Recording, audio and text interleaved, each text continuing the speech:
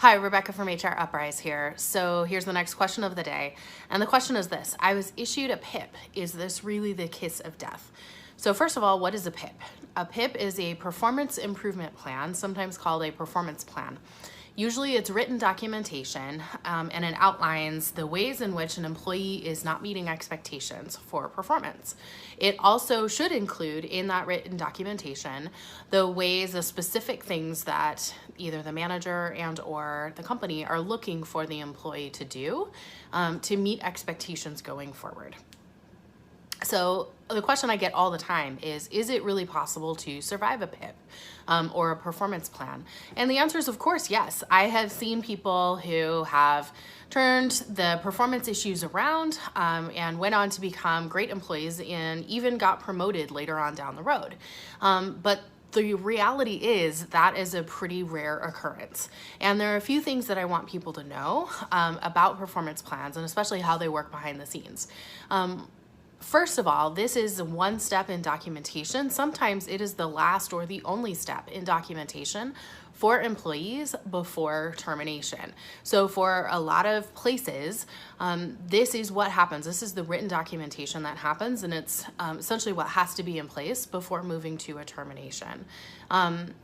Because of that, there are a few things that I want people to keep in mind if you find yourself in a position where you're put on a performance plan. First and foremost, start your job search now. Even if you think that you can turn it around, even if you completely disagree with everything that is on the performance plan, and the odds are pretty good that you don't completely agree with it, you need to start the job search now. You have a timeline, and the place that you are working has already shown that they don't think that you're meeting expectations. So you really do need to approach this as if your time is pretty limited. The next thing I want you to keep in mind is in your conversations with your manager, your conversations with HR, anybody else who's been involved, anybody else in the reporting chain up through leadership, anybody who's involved in issuing this performance plan, do everything you can for that time period to address it, to show up the way that they're asking you to meet the expectations specifically as they're outlined. And it's also in your best interest to meet regularly with your manager and talk to them about all the ways in which you are meeting those expectations.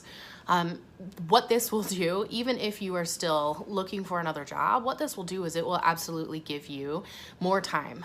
So you may make it past that 30 days and it will give you more time for the job search that you're also starting on the side.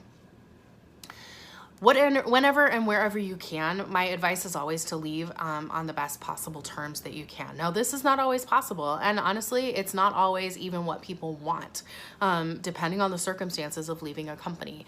But again, whenever and wherever you can, my advice is to take the high road, to even if you are looking outside for help in addressing issues within the company, take the high road where you can and leave on good terms, because you never know who you may work with again in the future or who may be connected to somebody else within your industry.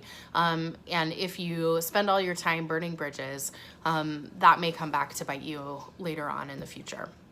The last thing I would suggest for anybody is pour your energy into finding a place, a company, a job, someplace new that actually is interested and a better fit for your skill set, for what you bring to the table. Pour your energy into finding a place where they will truly value and even reward what it is you bring to the table. You really could be just one decision away from finding the place where you reach your greatest potential. And sometimes all that requires is changing your circumstances, changing your job, changing where you are. So keep that in mind. If you're looking for specific help, if you're looking for help in figuring out how to tell your new companies that you're interviewing with, if you're looking for help in figuring out how to explain why you're leaving, definitely reach out. These are the things that we help people with. But until the next question, thanks, and we'll see you next time.